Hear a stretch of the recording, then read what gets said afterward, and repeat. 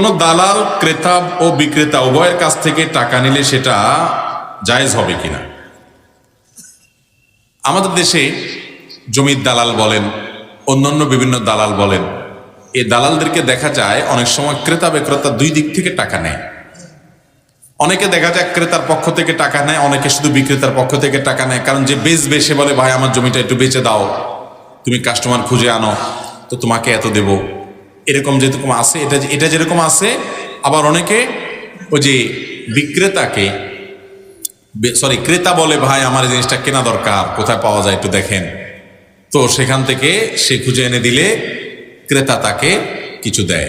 আবার অনেক দালাল আছে যে বিক্রেতার কাছ থেকেও খায়, ক্রেতার কাছ থেকেও খায়। বিশেষ করে আজকালকার যুগে বেশিরভাগ ক্রেতায় দালালি বোধহয় এই টাইপের, তাই না? তো এটা জায়েজ হবে তখন যদি সে ক্রেতা বা বিক্রেতা কারোর পক্ষ থেকে উকিল না হয়। অর্থাৎ ক্রেতার সাথেও কোনো চুক্তি নাই, বিক্রেতার সাথেও চুক্তি নাই, সে নিজে নিজে দালাল। কে জমি বেচবে খুঁজে বেড়ায়, আর যে কে জমি কিনবে সেটাও খুঁজে বেড়ায়।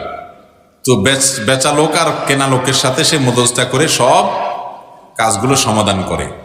এটা যদি সে করে তাহলে দুই পক্ষ থেকেই সে টাকা নিতে পারে। কিন্তু যদি তাকে বিক্রেতা বলে, ভাই আমার জমিটা বেচতে হবে, তুমি ক্রেতা বাইর করে এনে দাও, জমির দাম 10 লাখ টাকা করে, তোমাকে আমি 9 লাখ করে দিয়ে দিলাম, বাকি 1 লাখ করে তুমি পাইবা, অথবা তুমি এটা বিক্রি করে দাও, মোট এত টাকায় আমি তোমার এত টাকা দিব। এটা যদি বিক্রেতা বলে দেয় তাহলে সে ক্রেতার কাছ থেকে আর কোনো টাকা খেতে পারবে, তাহলে সে শুধু বিক্রেতার কাছ থেকে নিবে। একইভাবে যদি ক্রেতা বলে দেয় যে ভাই আমাকে এটা খুঁজে বের করে দেন আপনি, তাহলে আমি এত টাকা দেবো, তাহলে তাকে সে নিয়োগ দিলে সে যার কাছে কাজ দিল সেই বিক্রেতার কাছ থেকে সে আর টাকা নিতে পারবে না। যদি নেয় সেটা উৎকোচ হবে এবং জায়েজ হবে। কথা কি বুঝাতে পারছি?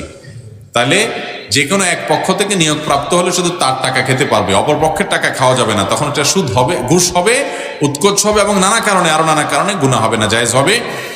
আর যদি দুই পক্ষই তাকে কেউই নিয়োগ দেয় নাই, সে নিজে থেকে নিজে দালালি করে, ক্রেতাও খুঁজে বাইর করে, সে বিক্রেতাও খুঁজে বাইর করে, এরপরে লিঙ্ক করে দেয়, তাহলে সেক্ষেত্রে সে কারোর ধারবে না বা কারোর অধীনস্থ না।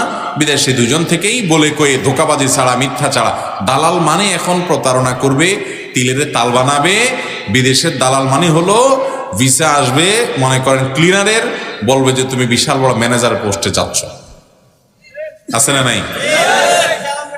বিশাল বড় ম্যানেজার তুমি, সেখানে যায় দেখে হায় হায় কিসের ম্যানেজার, ঝাড়ু নিয়ে ধরা দিছে। তো এরকম 2 নম্বরই ভিসার দালালরা করে কি করে না?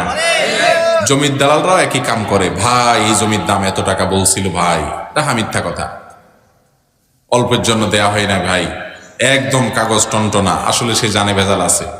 তো এরকম মিথ্যা কথা বলে দালালি করলে সেটা তো জায়েজ নেই, গুনাহ। দালালি যদি সে করতে হবে সে সত্য কথা বলে মৌলিকভাবে মধ্যস্থতা করা, বলতে খারাপ শোনা গেলেও মধ্যস্থতা করে উপার্জন করা জায়েজ আছে। কিন্তু মিথ্যা কথা বলবে না, প্রতারণা করবে না, সত্য সত্য কথা বলবে এবং 2 নম্বর কোনো পথে যাবে না, তাহলে সেটা জায়েজ হতে